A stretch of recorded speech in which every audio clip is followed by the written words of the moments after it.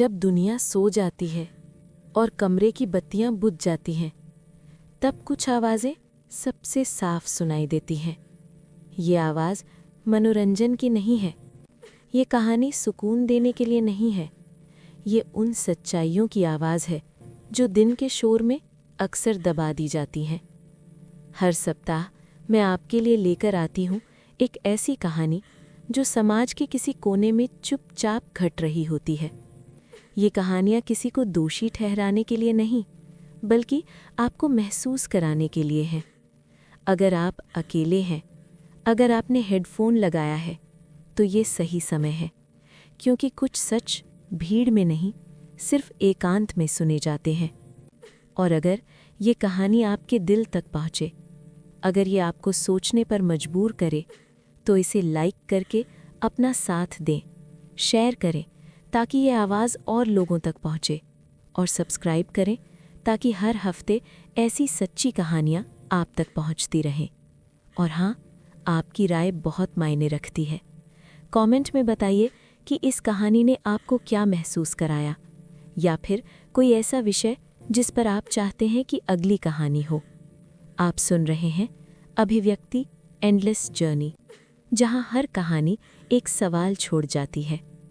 चलिए आज की कहानी शुरू करते हैं। ये कहानी किसी एक लड़की की नहीं है, ये उस चुप्पी की कहानी है जो हर रोज़ हमारे शहरों की गलियों में बिना शोर किए मरती है। ये कहानी उन सवालों की है जो कभी पूछे नहीं गए, और उन जवाबों की जो कभी दिए नहीं गए। औरत जो जीवन को जन्म देती है, कभी कभी वही किसी और के फैसलों में खुद एक बोझ बना दी जाती है। उस लड़की का असली नाम था कावेरी, लेकिन ये नाम उसे ज़्यादा दिनों तक अपने पास रखने की इजाज़त नहीं मिली। झारखंड के एक छोटे से गांव में कावेरी का बचपन शुरू हुआ। वो गांव इतना छोटा था कि वहाँ रास्तों के नाम नहीं थे, लेकिन हर चेहरे की पहचान थी। मिट्टी का घर था, बरसात में दीवारों से मिट्टी की खुशबू उठती थी। आंगन में तुलसी का पौधा हर सुबह धूप का इंतज़ार करता था। कावेरी के माँ दिन भर काम करती, फिर शाम को उसे अपने पास बिठाकर उसका दिन सुनती। पिता खेतों में काम करते थे, उनके हाथ हमेशा सख्त रहते थे, लेकिन जब वे उसके सिर पर हाथ रखते तो वो सख्ती कभी महसूस नहीं होती। घर में गरीबी थी, लेकिन डर नहीं था, क्योंकि वहाँ माँ बाप थे। कावेरी स्कूल जाती थी, उसे किताबों से डर नहीं लगता था, उसे डर लगता था कि कहीं पढ़ाई अधूरी न रह जाए। वो अक्सर सोचती, मैं बड़ी होकर टीचर बनूंगी। उस उम्र में सपने बहुत सस्ते होते हैं और टूटना बहुत महंगा। वो स्कूल से लौटकर माँ की गोद में बैठती और दिन भर की बातें एक एक करके सुनाती। उसकी हंसी घर की दीवारों से टकराकर और मजबूत हो जाती थी। 1 साल के भीतर सब कुछ बदल गया। पहले पिता बीमार पड़े, खेत छूटने लगे, इलाज शुरू हुआ और पैसे खत्म होने लगे। फिर माँ, उसकी आवाज़ धीरे धीरे कमज़ोर पड़ने लगी। इलाज के नाम पर जो थोड़ा बहुत था सब चला गया। और फिर एक सुबह घर में सन्नाटा रह गया। कावेरी उस दिन सिर्फ अनाथ नहीं हुई, वो असहाय हो गई। उस दिन उसने पहली बार समझा कि माँ बाप के बिना दुनिया कितनी भारी होती है। कुछ दिनों बाद उसके चाचा आए। उन्होंने सिर पर हाथ रखा, ढांढस बंधाया और कहा, अब से मैं ही तुम्हारा सहारा हूँ। उस वाक्य में इतना भरोसा था कि कावेरी ने कोई सवाल नहीं किया। उसे क्या पता था कि कुछ लोग सहारा बनने से पहले ज़मीन खिसका देते हैं। कुछ हफ्तों बाद चाचा ने शहर की बात छेड़ी। कोलकाता चलेंगे, वहाँ काम मिलेगा, पढ़ाई भी करा दूंगा। शहर कावेरी के लिए एक नई दुनिया का नाम था। उसने बिना डरे हाँ कह दी। रेल की यात्रा कावेरी की जिंदगी की सबसे लंबी उम्मीद थी। खिड़की से बाहर भागते पेड़, पीछे छूटता गांव और आगे एक अनजाना भविष्य। उसे लगा माँ पिता कहीं ना कहीं देख रहे होंगे।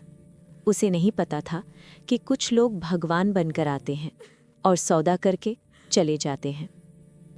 कोलकाता स्टेशन शोर से भरा था, लेकिन उस शोर में कावेरी की आवाज़ कहीं दब गई।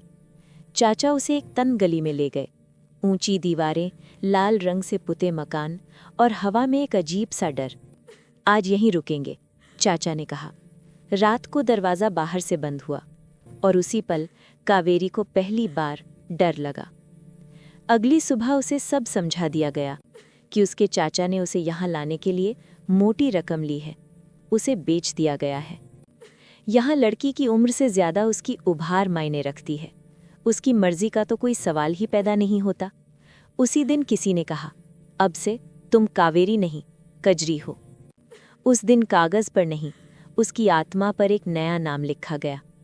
उस दिन कावेरी का बचपन फाड़ दिया गया। पहली रात कजरी के जीवन की सबसे लंबी रात थी। कमरा छोटा था, लाल दीवारों में कई अनकहे किस्से पहले से कैद थे। खिड़की से आती पीली रोशनी उसके चेहरे पर नहीं, उसकी बेबसी पर पड़ रही थी। दरवाजे के बाहर कदमों की आवाज़ें थीं, भारी, असंवेदनशील, जैसे समय खुद सीढ़ियाँ चढ़ रहा हो। अंदर उसका दिल था, जो हर धड़कन के साथ कुछ और खो रहा था। उसी रात उसके देह की बोली लगी। कोई नाम नहीं पुकारा गया, कोई उम्र नहीं पूछी गई, कोई सपना नहीं गिना गया, बस एक संख्या गूंजी, 22,000। इतनी थी उसकी कीमत।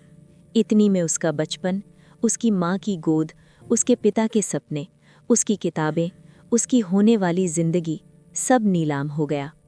जिसने बोली लगाई थी, उसकी सांसों में शराब की तीखी गंध थी। नशे में डूबी आंखों में इंसान होने का कोई चिन्ह नहीं था। सिर्फ एक भ्रम था कि जो खरीदा गया है वो कुचला भी जा सकता है। वो कजरी के पास आया। कोई शब्द नहीं बोले, क्योंकि शब्द यहाँ गैर ज़रूरी थे। जो उस रात हुआ वो ऐसा था जिसे कजरी ने कभी अपने सबसे बुरे स्वप्न में भी जगह नहीं दी थी। उसकी आवाज़ चीख बनकर बाहर नहीं गई, वो भीतर ही बिखरती चली गई, जैसे कांच अंदर ही अंदर चूर हो जाता है। उसकी चीख आंसू बन गई, आंसू जो तकिए में समा गए, जो दीवारों ने देखे और जिन्हें दुनिया ने नहीं सुना। उस रात कजरी ने समझ लिया, यहाँ दर्द भी आवाज़ मांगता है, और आवाज़ इजाज़त, और उसे दोनों की इजाज़त नहीं थी।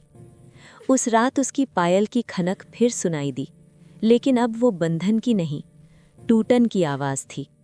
पहले 2 महीने वो हर रात मर जाना चाहती थी। हर सुबह उसे लगता शायद आज सांस ना चले, लेकिन जिंदगी रुकती नहीं। धीरे धीरे उसने रोना बंद कर दिया। आंसू अब अंदर गिरते थे। दिन में वो खिड़की से स्कूल जाते बच्चों को देखती, उनके बस्ते, उनकी हंसी, उनकी आज़ादी। कभी कभी कोई बच्चा अपनी माँ का हाथ पकड़ लेता और कजरी नज़रें हटा लेती, क्योंकि कुछ दृश्य सिर्फ याद दिलाने आते हैं कि क्या छीना जा चुका है। शाम होते ही लाल कोठी जाग जाती, लोग आते, लोग जाते। उसी भीड़ में एक चेहरा बार बार लौटता, सुधीर। वो कोई अजनबी नहीं था। 2 महीने पहले उसी ने पहली बार कजरी के जिस्म की कीमत तय की थी। उसकी उम्र करीब 45 थी। बातों में हुक्म था और आंखों में बेहद थकी हुई मर्दानगी। कजरी अब कमज़ोर नहीं दिखती थी। उसने सीख लिया था, यहाँ भावनाएं महंगी पड़ती हैं। फिर भी कभी कभी सुधीर की खामोशी में उसे इंसान की परछाई दिख जाती। कुछ हफ्तों बाद कजरी के शरीर ने संकेत देने शुरू किए। कमज़ोरी बढ़ने लगी, भूख कम हो गई और भीतर एक अजीब सा डर घर करने लगा। उसे अस्पताल ले जाया गया। डॉक्टर ने रिपोर्ट देखते हुए धीरे से कहा, तुम गर्भवती हो। उस वाक्य ने उसके भीतर कोई शोर नहीं मचाया, बस एक भारीपन छोड़ दिया। वो जानती थी, ये सच उसने नहीं चुना। जब ये बात लाल कोठी की मुख्य औरत तक पहुंची तो फैसला पहले से तय था। यहाँ बच्चा नहीं पलता, बस इतना कहा गया, मामला खत्म। डॉक्टर ने जोखिम बताया, पर यहाँ जोखिम कभी मायने नहीं रखते। जब होश आया तो सब कुछ खत्म हो चुका था। उस दिन कजरी ने अपने भीतर कुछ और खो दिया, शायद आखिरी उम्मीद। अगले हफ्ते उसे फिर काम पर भेज दिया गया। यहाँ बिना कमाई रोटी नहीं मिलती, कमज़ोरी कोई बहाना नहीं होती। वो चलती थी, हंसती थी और भीतर खाली होती जाती थी। कुछ दिन बाद सुधीर फिर आया। कजरी ने सब कुछ बता दिया, बिना आरोप, बिना शिकायत। सुधीर काफ़ी देर कुछ नहीं बोला। उस दिन वो बिना कुछ किए चला गया। इसके बाद वो रोज़ आने लगा, लेकिन अब शरीर की भूख जैसी कोई बात नहीं थी। वो बस बैठता, चुप रहता, कभी कभी अपनी बेटी का जिक्र करता, जो उम्र में कजरी जितनी ही थी। हर बार वो बात अधूरी छोड़ देता। सुधीर के जाने के बाद लाल कोठी वैसी ही रही, वही सीढ़ियाँ, वही दरवाजे, वही रातें। पर कजरी के भीतर कुछ बदल चुका था। अब वो किसी की आहट पर न चौंकती थी, न किसी दस्तक पर उसका मन ठहरता था। वो जान चुकी थी, इंतज़ार भी एक आदत बन सकता है। बीमारी धीरे धीरे उसके शरीर में अपनी जगह बनाती गई। कमज़ोरी अब छुपाए नहीं छुपती थी। हड्डियां जैसे भीतर से हल्की होती जा रही हों। आईने में चेहरा वही था, पर आंखों में पहचान कम होती जा रही थी।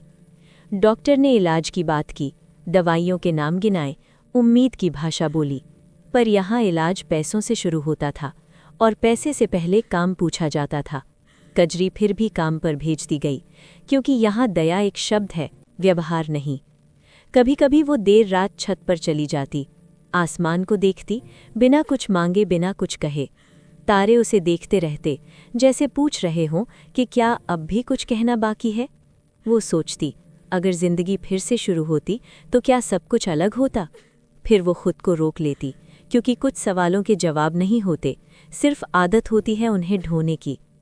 उस दिन जांच लंबी चली। सफ़ेद कमरे में घड़ी की सुइयां कुछ ज्यादा तेज चल रही थी। डॉक्टर ने सीधे शब्दों में कहा, HIV पॉजिटिव। वाक्य छोटा था, पर उसके भीतर पूरा जीवन सिमट आया। कजरी रोई नहीं, उसके भीतर रोने के लिए कुछ बचा ही नहीं था। वो टूट गई, पर चुप रही, क्योंकि उसने सीख लिया था, यहाँ आंसू कमज़ोरी समझे जाते हैं। उसने सुधीर को कुछ नहीं बताया, बस एक दिन उससे कहा, अब इस गली में कभी मत आना। सुधीर ने कुछ पूछा नहीं, शायद समझ गया था। वो चला गया। उसके जाने के बाद कजरी पूरी तरह अकेली रह गई। वो अक्सर अपने चाचा को याद करती, वही जो उसे यहाँ तक ले आया था। गुस्सा नहीं आता था, नफरत भी नहीं, बस एक ठंडी सी समझ उतर आती कि कुछ रिश्ते खून से नहीं, स्वार्थ से बनते हैं। वो सोचती, अगर माँ पिता जिंदा होते तो शायद ये सब न होता, लेकिन शायद भी अब उसके काम का नहीं था। समय धीरे धीरे आगे बढ़ता गया। नई लड़कियां आईं, पुरानी कहीं खो गईं। कुछ नाम बस पुराने कागजों में रह गए, कुछ यादों में भी नहीं। कजरी भीड़ में होते हुए भी अकेली होती गई। फिर भी एक बात थी, उसकी आत्मा अब भी पूरी तरह मरी नहीं थी। एक शाम लाल कोठी के सामने कुछ बच्चे स्कूल से लौट रहे थे, हंसते हुए, भागते हुए। कजरी खिड़की से उन्हें देखती रही। उस पल उसकी आंखों में न आंसू थे, न शिकायत, बस एक प्रार्थना थी कि उन बच्चों में कोई और कावेरी न हो, कोई और कजरी न बने। उस रात उसने पहली बार अपने लिए कुछ मांगा, मुक्ति नहीं, इंसाफ नहीं, बस इतना कि उसकी कहानी किसी और की किस्मत न बने। आज कजरी एक नाम भर नहीं है, वो हर उस लड़की की आवाज़ है जो भरोसे के बदले चुप्पी पाती है और सपनों के बदले समझौता। ये कहानी यहीं ख़त्म होती है, पर समाज अब भी ऐसी कहानियाँ हर रोज़ लिखी जा रही हैं और सवाल अब भी हमसे पूछे जा रहे हैं, क्या हम सुन रहे हैं?